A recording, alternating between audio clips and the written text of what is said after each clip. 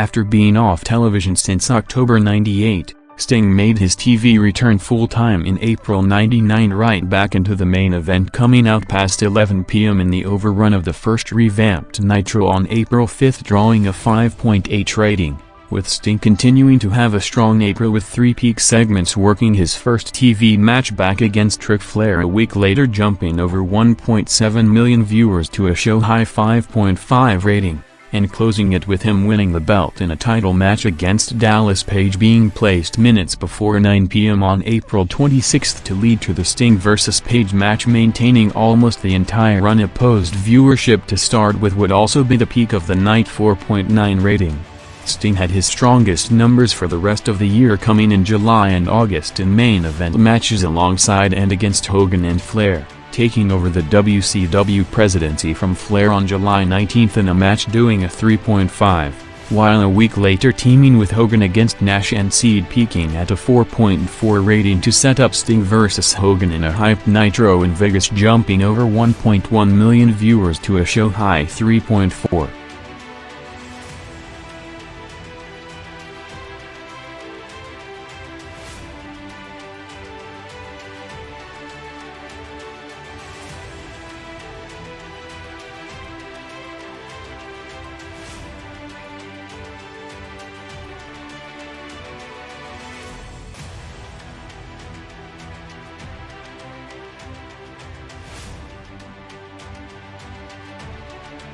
Scott Hall's first Nitro appearance of the year was one of the most memorable, with him coming out in a Wolfpack shirt to a huge pop from the Georgia Dome to rejoin Nash minutes before reforming the NWO against Goldberg in a beatdown segment, jumping huge to a 6.5 rating, with Hall having a series of matches against Bigelow for the rest of the month, doing some of the highest numbers on a weekly basis, including a main event 3-way with Goldberg doing a peak 5.3 rating and a Hall vs. Bigelow ladder match opening the crossover segment on January 25 with a 4.6 quarter. Hall made his final live TV appearance for the next 7 months on February 15, being involved in the big angle of the night the following week with the NWO attacking Flair in a field, before coming back to the building to attack Roddy Piper in the build to their Super Brawl pay-per-view match in a quarter, doing a peak 5 rating, closing the show in a cliffhanger with Hall handing the taser to a mystery person off camera, with Hall's next Nitro appearance outside of a surprise cameo in Flair's mental hospital skit in April coming on October 4, with him and Nash returning together for another Outsiders run, being the most featured act of the Russo-Ferrari regime, with Hall from October to December having a massive viewership gain of around 10 million viewers, including 7 peak segments.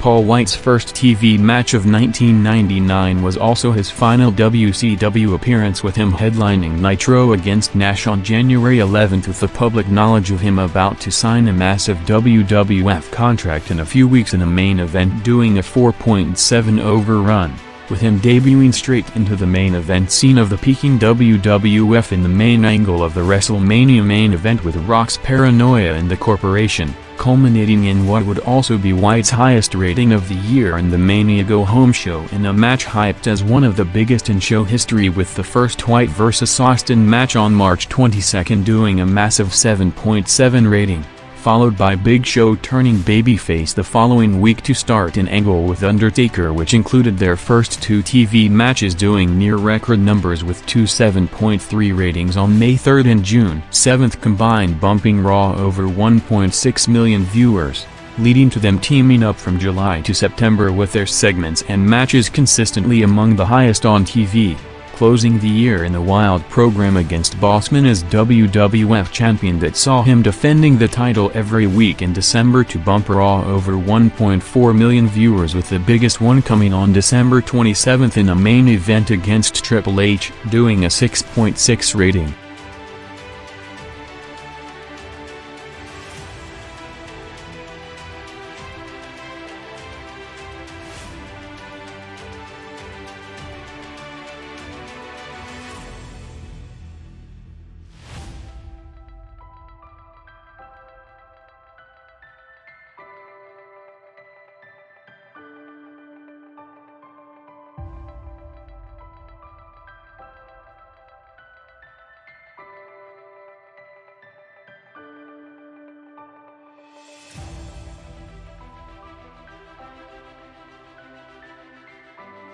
Ric Flair started his run as the new WCW president on the big Georgia Dome Nitro on January 4 with a confrontation with Bischoff to eventually lead to a feud with Hogan and a gradual power trip heel turn with another run with the belt, continuing as one of the top TV draws in the business throughout, with him between March and June having 11 peak segments, the most in WCW, with the biggest ones coming in March and April, with first-time ever matches against Goldberg and Nash doing 5.7 and 5 ratings, along with a four-way title match on April 5 doing a 5.8, with Flair taking a different character direction, having one of the most talked about segments of the year on April 26 with him taken to a mental hospital in a series of comedic skits throughout the night.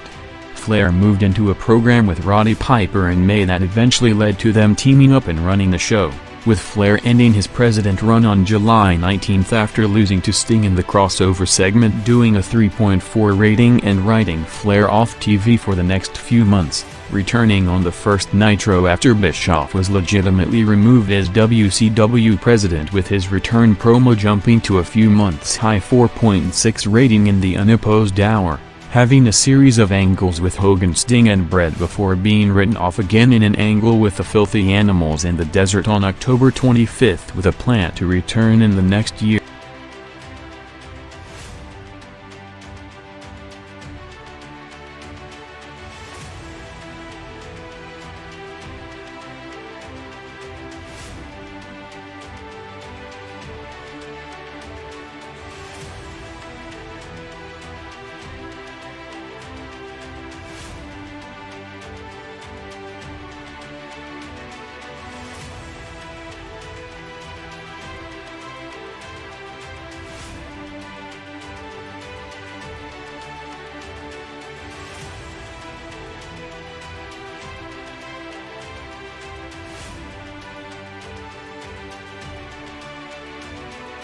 After the last 2 years of TV, the Triple H-Chyna split was set for January '99 in a storyline building up to WrestleMania 15, with Chyna having the biggest drawing month of her run to date in January with a comedic angle with Mark Henry doing a 6.1 rating, with Chyna continuing the strong numbers, winning a corporate Royal Rumble on January 11 doing another 6.1 to set up the Chyna heel turn on January 25 and join the corporation, followed by Triple H joining her 2 months later to start the road to a main event singles run for the first time in his career, having one of his highest profile TV matches to date on May 17 in the Raw main event against Austin, jumping over 800,000 viewers to a 7.1 rating, with him having his biggest month of the year as opposition to Rock in July '99, having 3 peak quarters out of the 4 throughout the month with numbers between 6.6 and a record 7.8 rating, starting the build-up to Hunter's first pay-per-view headliner against Austin at SummerSlam, with a series of storyline twists on the way to the match, with the biggest number coming in the first Chyna vs. Hunter match on August 16, jumping over 1.8 million viewers to a big 7.75, before eventually winning the title a week later in the main event against Mankind doing a 6.4 overrun. November 29 saw one of Hunter's biggest Raws on the road to be established as a top headliner, with him first working a match against Hest doing a show-high 6.9 rating, before coming out an hour later in the wedding angle to start the McMahon-Helmsley regime doing a peak 7.3. with Hunter and Stephanie taking over the show from Vince in December, with the biggest number coming for the wedding follow-up segment on December 6, picking up big at the top of the hour to a 7.2 rating.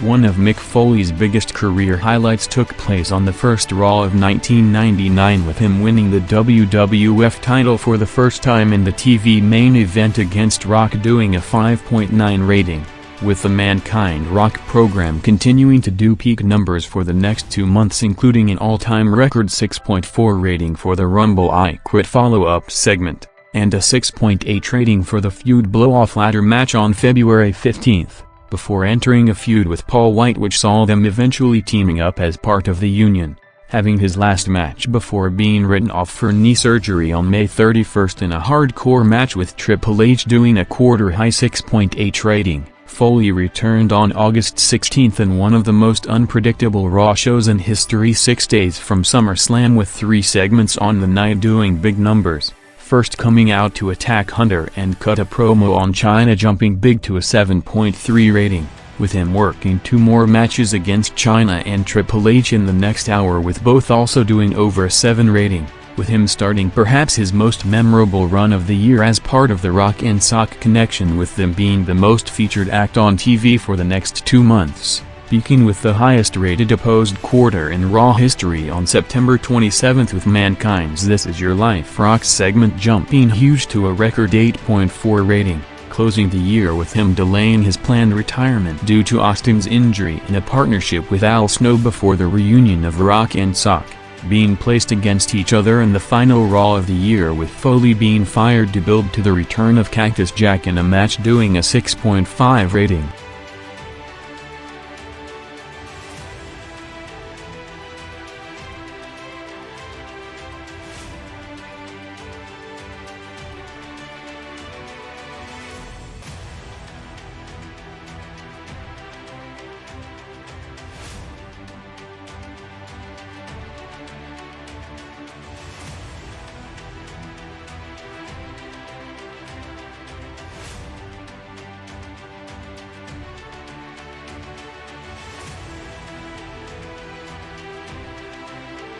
In a show that was built as his farewell appearance on January 4th, Hogan ended the night straight back to the top of the company as the world champion and leader of the new NWO, first coming out for what was originally built as his farewell promo to accept Nash's challenge for a title match before the main event angle with the NWO Swerve and show-closing brawl, with Goldberg jumping huge in the overrun with over 2 million viewers to a 6.5 rating, with Hogan and the Wolfpack opening the crossover segment on January 11th, flanked by the Hells Angels, opening the first head-to-head quarter with a 5 rating to start the build-up to the first Hogan vs. Flair match since '96, with the biggest angle of the feud coming on February 15th, 6 days from Super Brawl, seeing Eric Bischoff driving Flair's limousine to an NWO trap in the middle of a field to end in a brutal beatdown, drawing a 5 rating in the unopposed hour crossing into 9 p.m., with Hogan and the NWO arriving to the building an hour later, calling out Flair to instead bring out Piper,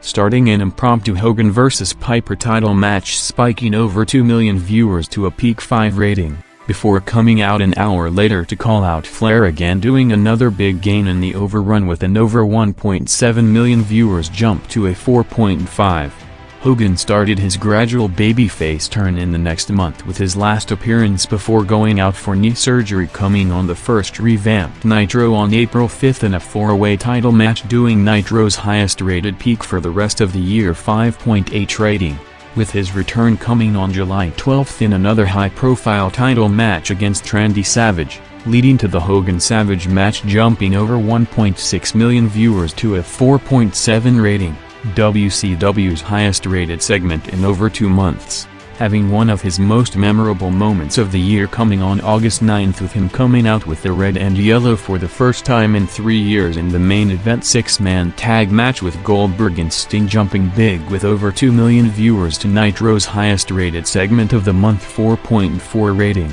continuing August strong with 4 peak segments and over 6 million viewers gained, with Hogan, as he usually did, would have been on track to be among the highest in every category if not for him missing 6 months of the year from April to July and October to December.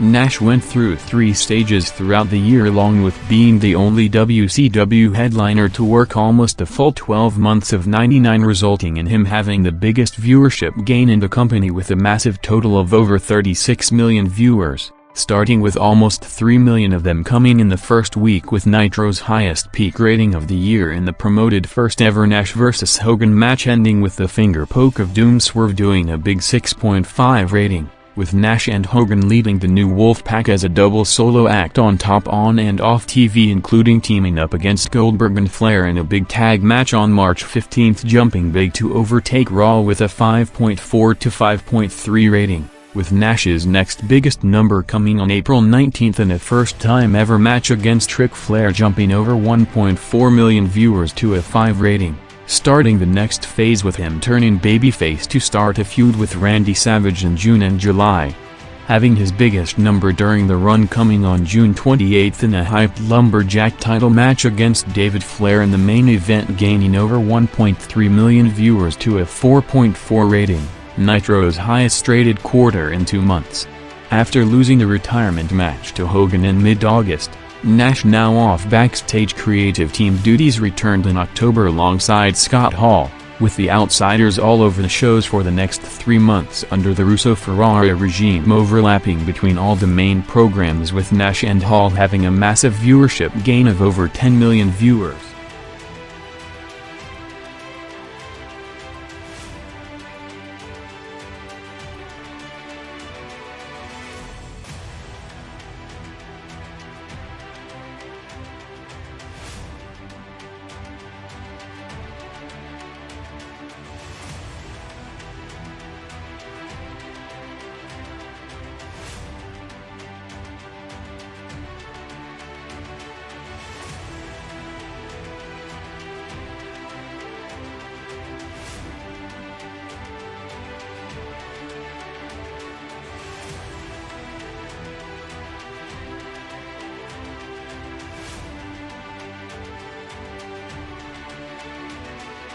Bill Goldberg was set for the second phase of his career to start 1999 in his first appearance after the streak was ended on January 4, ending up in a show-long swerve to build to the main event, Goldberg vs. NWO Brawl, doing one of the biggest viewership spikes in history with over 2.6 million viewers to WCW's highest peak of the year 6.5 rating. Following it up strong in January with him peaking every Nitro for matches against Hall, Bigelow and Norton, gaining over 2 million viewers to 5.3 and 5.5 ratings, as despite the gap between the show growing to record levels, Goldberg continued to be one of the biggest individual difference makers in the business, with him having a massive viewership gain of over 11 million viewers in March and April for a series of big star power main events, including 5 peak numbers, starting on March 8 with a first-time ever match against Ric Flair picking up huge with over 2.4 million viewers to a 5.7 rating, while a week later a Goldberg and Flair vs. Hogan and Nash tag match jumped over 2.2 million viewers to a 5.4, which ended up the final time a Nitro segment beat Raw, which did a 5.3. Ending March in one of the talked about segments of the year in Canada against Bret Hart, gaining over 1.2 million viewers to another show high 3.8, culminating in the second highest peak of the year with a 5.8 overrun for a Goldberg-Hogan-Flair Page 4-way on April 5, picking up another 2.2 million viewers. After months with knee surgery and contract dispute with the company, Goldberg worked his first match back on July 26 against Curt Hennig, bumping the show over 1 million viewers to a 3.5, with Goldberg re-established as the top guy in the company under the Russo-Ferrara regime from October to December, being involved in the peak rating of the night in 8 out of the 9 Nitro shows he was on during the run.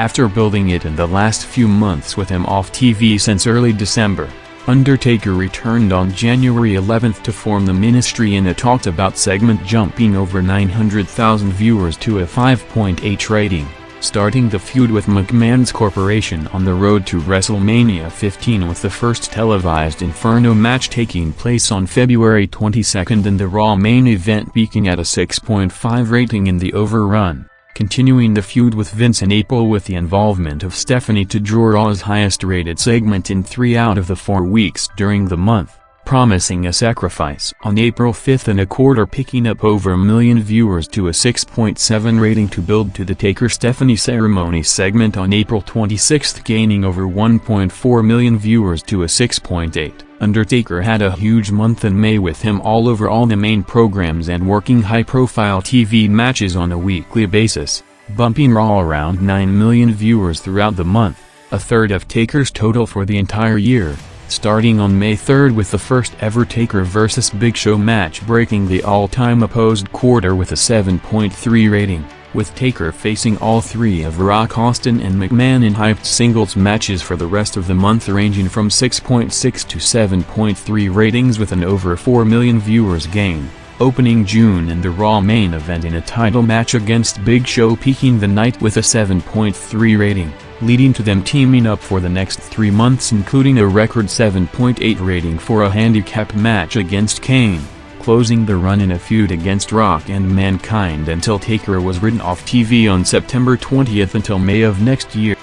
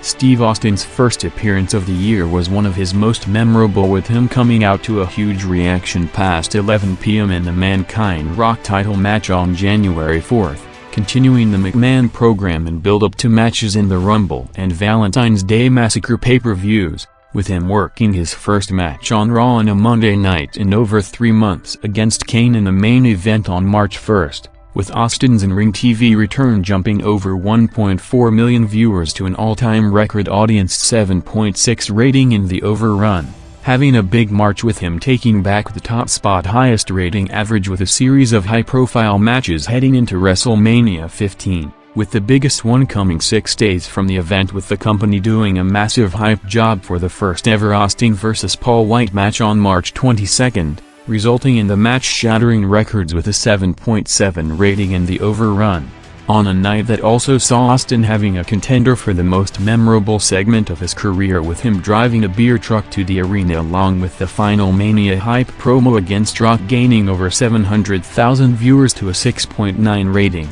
while opening Raw a week later as WWF champion again for the pay-per-view follow-up on March 29th, drawing the biggest opening segment in Raw history with a 6.7. Austin started his title run with 3 peak segments in April against Rock and Taker, bumping Raw over 3 million viewers, starting another feud against Taker in May to July, with their most talked about match coming on June 28th. Seeing Austin win back the belt in a match that started at a 6.5 rating before Nitro went off the air at 10:57 p.m. in a timing issue to hand draw almost 8 minutes unopposed and lead to the finish of the Austin-Taker match, spiking huge in minutes with over 3 million viewers to a peak 9.5 rating, officially closing out the Austin-McMahon program in the final 2 weeks of July with 2 record 7.7 and 7.8 ratings for segments building up and coming off the end of an air match at Fully Loaded, with Austin starting his next feud against Triple H for SummerSlam before taking time off with knee injury,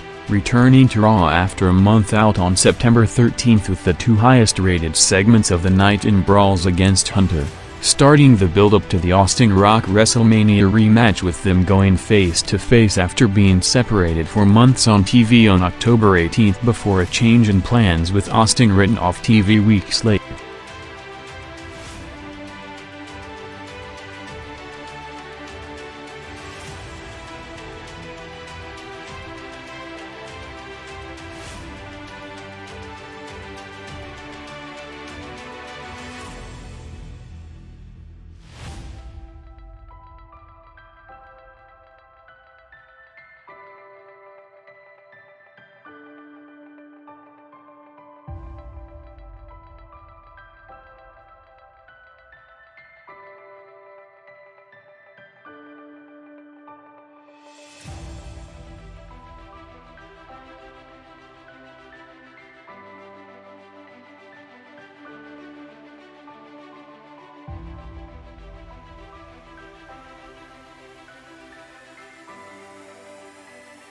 Vince McMahon was building to his in-ring debut at the Royal Rumble to start the year with a series of training skits with Shane on the way to the event, with each one bumping viewers for a total of over 2 million, with Vince coming out in peak shape as a surprise in a corporate Rumble preview match on January 11th, jumping over 1.2 million viewers to a peak 6.1 rating, opening Raw on the day after the event for the corporation winning celebration with a near-record opening quarter 5.8 rating. Starting February in a show-long angle of him, Patterson and Briscoe driving around Texas to find and provoke Austin until eventually finding him in a bar in Raw's final quarter of the night doing a 5.7 rating, shooting the final angle for the pay-per-view in front of the biggest crowd in wrestling television history at the Toronto Sky Dome with over 42,000 people, with the follow-up segment to open Raw on February 15th jumping big to a 6.4. With the McMahons at the center of the build-up for the top 4 matches heading into WrestleMania 15,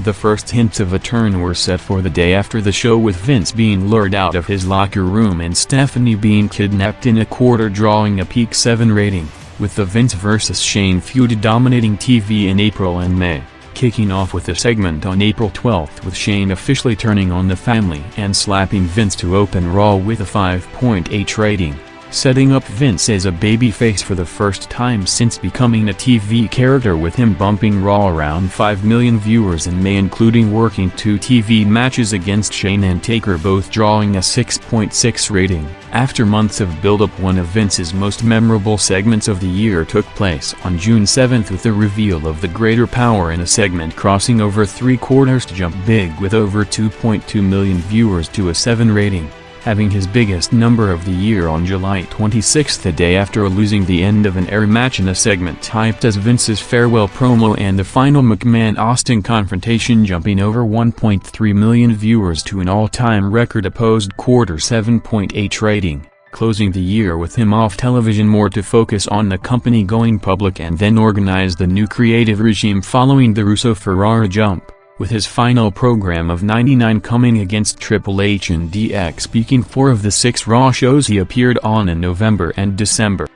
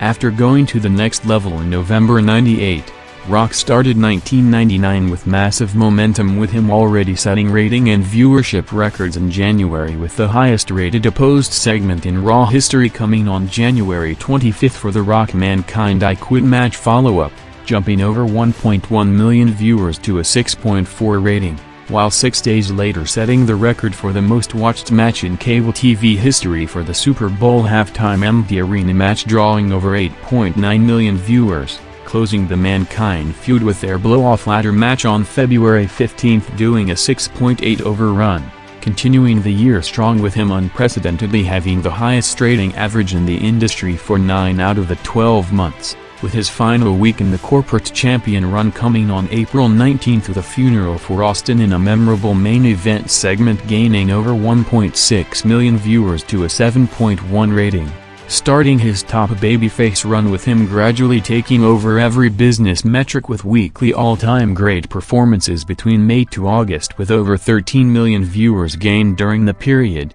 having his biggest number coming on July 26 with his promo confrontation with DX at the top of the hour, bumping Raw over 1 million viewers to an all-time opposed quarter 7.8 rating. Rock entered another character transition in September in a tag team with Mankind as the most featured and highest drawing act on WWF television, peaking on September 27 with the highest rated quarter in Monday Night Wars history for The Rock and Mankind's 25-minute This Is Your Life segment, jumping huge with over 2 million viewers to shatter the all-time record by almost a million viewers margin, drawing an 8.4 rating, while at the same time Nitro dropped to an all-time low 1.6 rating, with the gap between the shows also record-setting with close to 7 rating points during the quarter, as Rock, who worked the full 12 months and appeared on every Raw during the year, established himself as the biggest standalone drawing attraction in the industry whenever placed on the show, setting new milestones and dominating every drawing category in the business with a record-breaking 1999.